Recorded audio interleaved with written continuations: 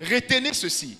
Dans la sorcellerie, une personne qui est élevée en sorcellerie est capable de payer son argent pour acheter votre beauté, de sorte que l'éclat dont vous vous faites montre, que lui puisse la mettre sur son visage. Quelqu'un me comprend?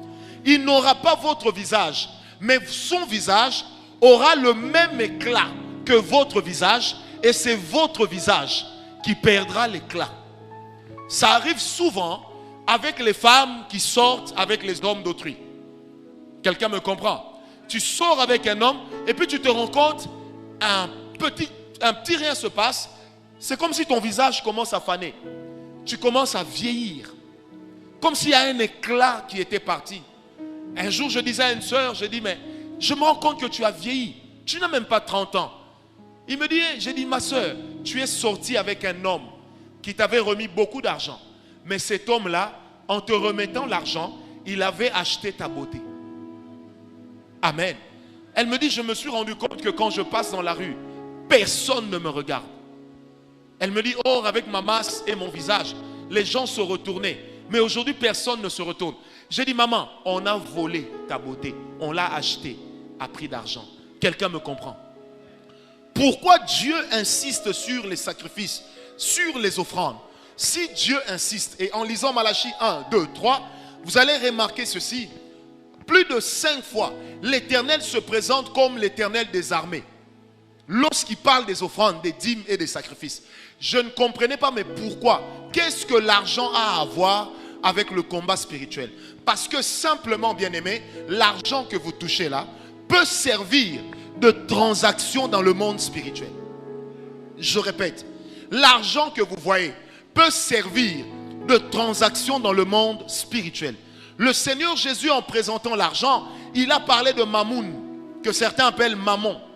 Mammon, ce n'est pas l'argent, mais Mammon, c'est le Dieu qui domine sur l'argent. Amen. Et lorsqu'on a l'amour de l'argent exagéré et qu'on a la cupidité en soi, ce Dieu-là commence à régner sur toi. Quelqu'un me comprend? Et imaginez-vous, nous ne sommes pas en train de parler d'un ange, mais nous parlons du Seigneur Jésus qui élève Mammon au rang de Dieu. Quelqu'un m'a compris? Il élève Mammon au rang de Dieu. Il va jusqu'à dire que Mammon ne soit pas ton Dieu. Quelqu'un me comprend? Il fait un peu comme de Mammon le comparable de Dieu. Parce que simplement, l'argent que vous touchez en main, cet argent ne semble rien, mais ça a une force et une valeur spirituelle, au travers de laquelle les gens peuvent racheter ce que vous avez. J'ai appris une chose dans ma vie de serviteur de Dieu. Quand quelqu'un me donne l'argent, il doit me dire pourquoi. Je ne me considère pas comme un mendiant. Et même si je n'ai pas beaucoup, quelqu'un qui me donne l'argent doit me dire pourquoi. Quelqu'un me comprend? Il y a des fois des gens à l'étranger qui me font des envois d'argent. Je leur dis toujours, on ne va pas retirer votre argent tant que vous n'avez pas dit à quoi ça sert. Si vous me faites cadeau, dites au moins que nous te faisons cadeau. Mais l'argent silencieux, je n'aime pas ça dans la vie. Quelqu'un m'a compris?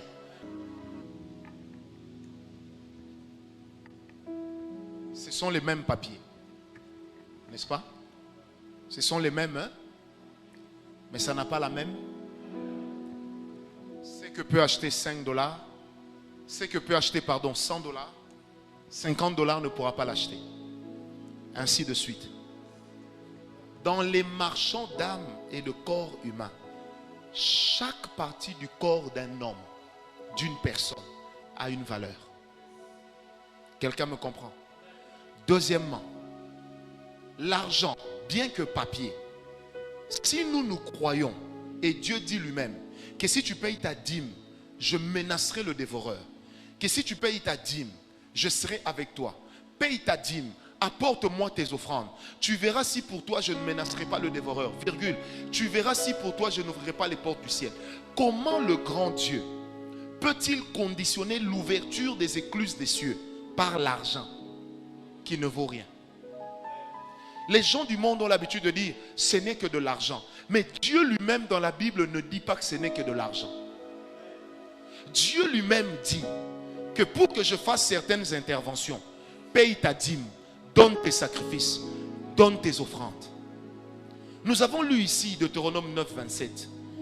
Quand l'Antichrist viendra, la première des choses qu'il va faire, ce sera faire taire les offrandes, les sacrifices et les dîmes dans les églises. Mais pourquoi est-ce que l'Antichrist va faire cesser les dîmes et les offrandes?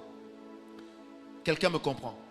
Parce que même Satan sait que l'argent a une valeur transactionnelle qui est spirituelle. Est-ce que quelqu'un m'a compris? Est-ce que vous savez que l'argent peut changer le caractère d'une personne? Il y en a quand ils n'ont pas d'argent, ils sont très nerveux. Quelqu'un me comprend? Il y en a quand ils ont l'argent, ils sont les plus doux du monde et les plus beaux. Je me rappellerai toujours lorsque le président Mzee Kabila a pris le pouvoir, le jour où il a payé les fonctionnaires.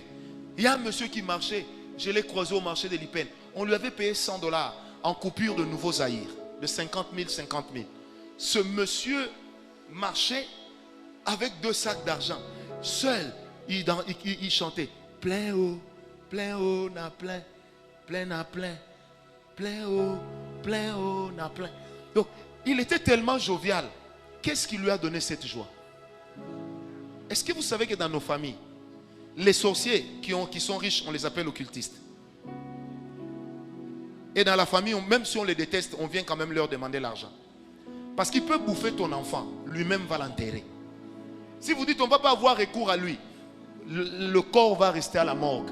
Même 10 mois, jusqu'à ce que lui va faire quoi?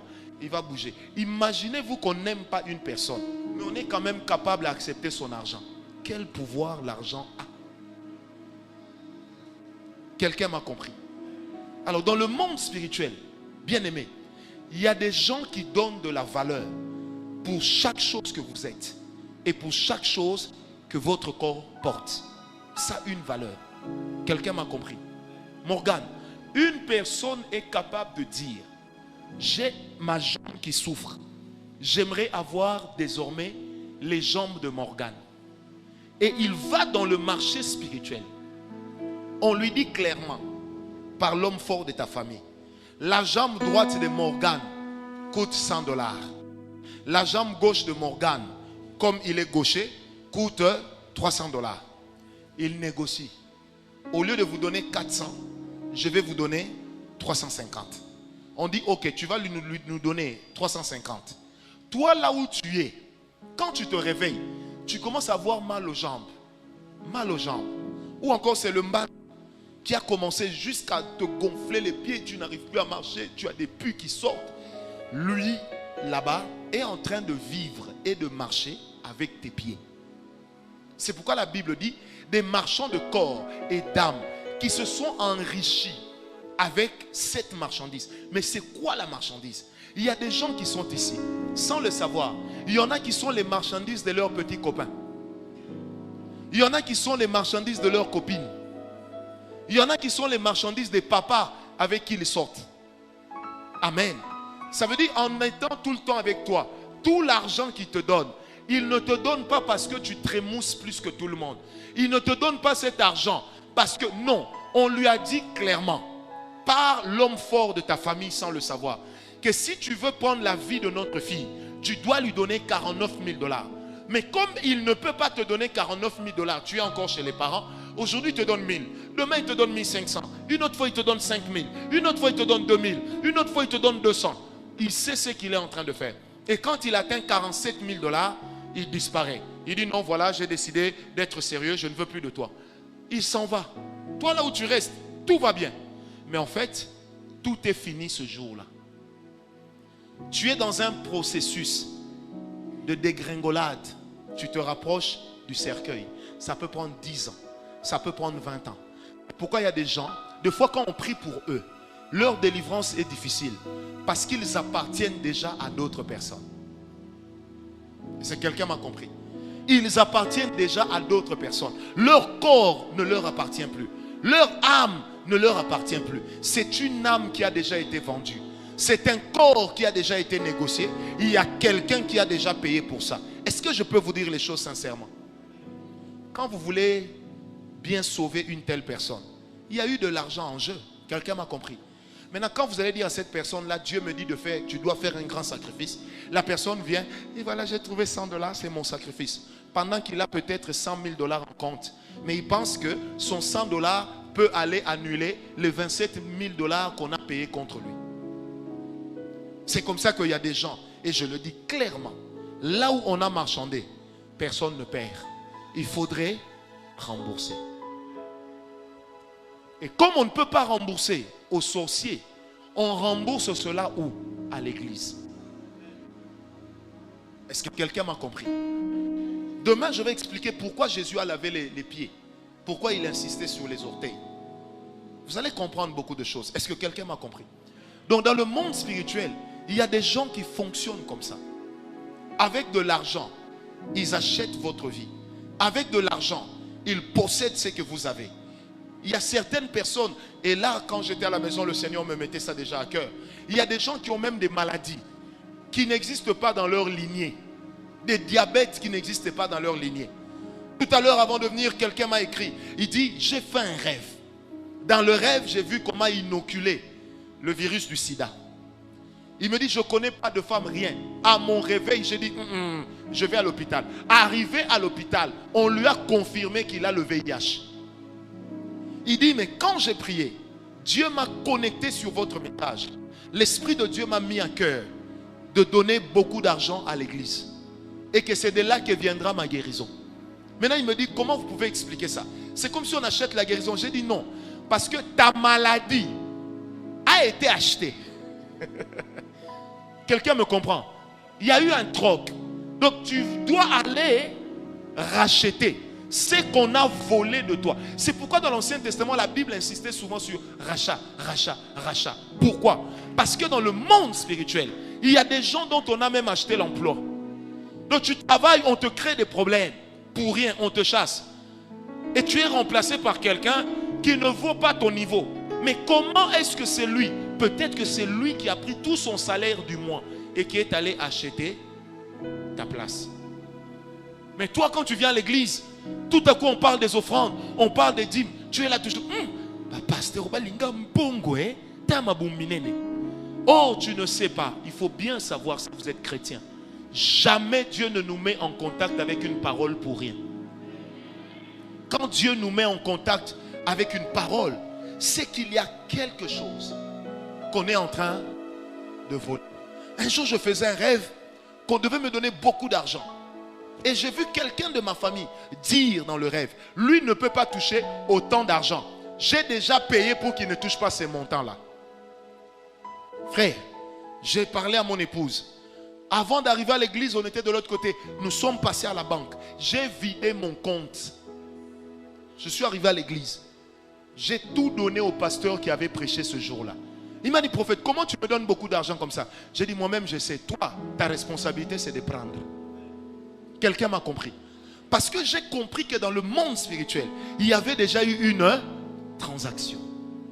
Quelqu'un m'a donné un amen. Les marchands de corps et les marchands d'âme des hommes. Ou les marchands d'âme et de corps humains. Il y en a beaucoup. Est-ce que quelqu'un m'a compris? Il y a des femmes qui perdent leurs cheveux à l'occasion de rien. Elles ne sont même pas de la tribu des femmes qui perdent leurs cheveux. Les Mongo et les Anamongo. Mais pourquoi elles perdent ses cheveux? Parce que quelque part, ma soeur, écoute-moi bien. La beauté que tu as n'est pas une garantie pour la vie. Quand tu marches en route, cherche à être bien avec Jésus. Tu ne sais pas qui est-ce que tu rencontres.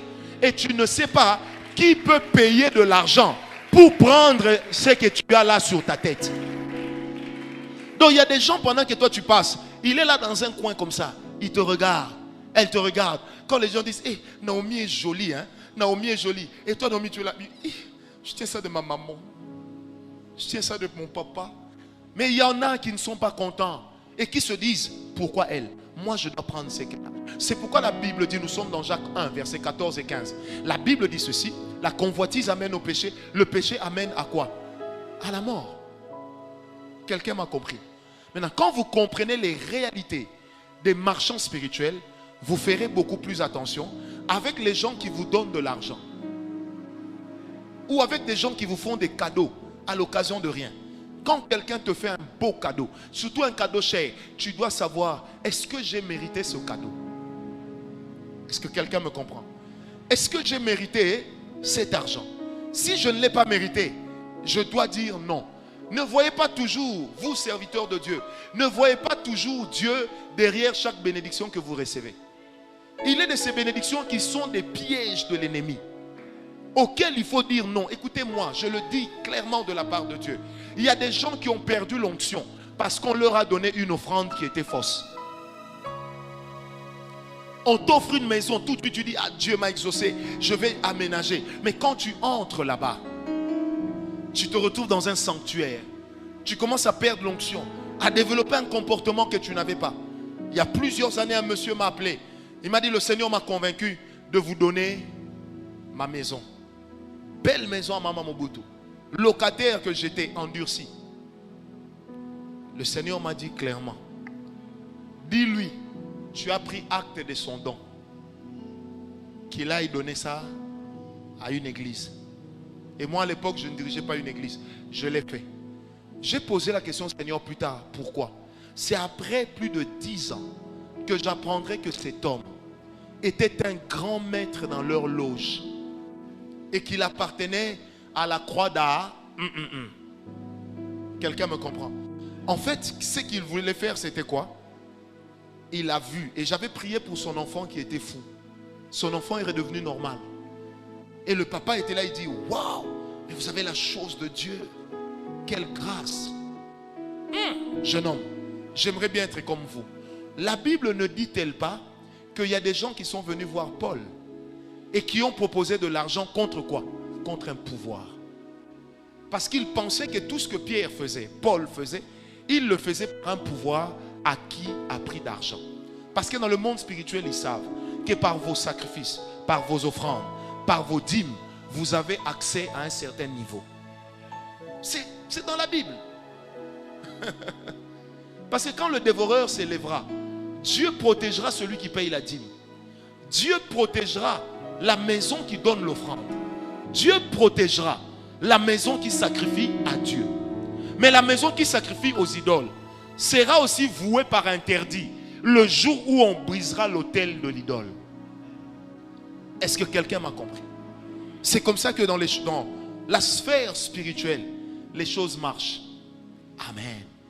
Je répète, les marchands d'âme, les marchands de corps humains sont des gens qui peuvent acheter une partie de votre corps, qui peuvent acheter, merci, tu peux t'asseoir, qui peuvent acheter une partie de votre vie, un domaine précis de votre vie. Ils peuvent la racheter sans que vous ne sachiez comment. Quelqu'un m'a compris? Ce monde dans lequel nous sommes, c'est pourquoi j'aime le dire, la Bible a déjà tout expliqué, mais nous n'y prêtons pas attention. Donne-moi un amen bien. Pourquoi est-ce que Dieu, aussi grand qu'il est, il va dire à Israël, pour telle chose, tu amèneras telle offrande. Pour telle chose. Est-ce que vous savez que celui qui a commencé l'appel de fonds dans le monde, c'est Dieu? Donne-moi un amen bien. C'est Dieu. C'est Dieu qui le premier a commencé à dire, tu me donneras un taureau, tu me donneras un agneau de 2 ans, tu m'apporteras avec cela des poules, tu m'amèneras avec cela telle chose. Quelqu'un m'a compris? Parce que dans le monde spirituel, c'est que nous apportons qui a de la valeur. Béni. Donne-moi un amen. Je dis, ça bénit. Quelqu'un m'a compris? Et ça vous permet de résister à certaines choses. Allez demander aux sorciers de vos familles. Si vous aussi sorciers, vous êtes là, vous pouvez témoigner que dans la vie, un homme qui a l'argent ou qui a une position politique élevée, s'il a des soubassements spirituels importants, c'est difficile de l'envoûter. C'est difficile. Imaginez quand vous êtes président et qu'on prévoit la publication du gouvernement. Combien de gens vont chez les féticheurs? Qui est déjà allé chez un féticheur gratuitement? Qui lève sa main. Qui a déjà rencontré un féticheur, même dans les films? Est-ce que vous avez déjà vu un féticheur qui a reçu les gens gratuitement? Est-ce qu'il existe? Parce que la gratuité, c'est une porte vers la malédiction.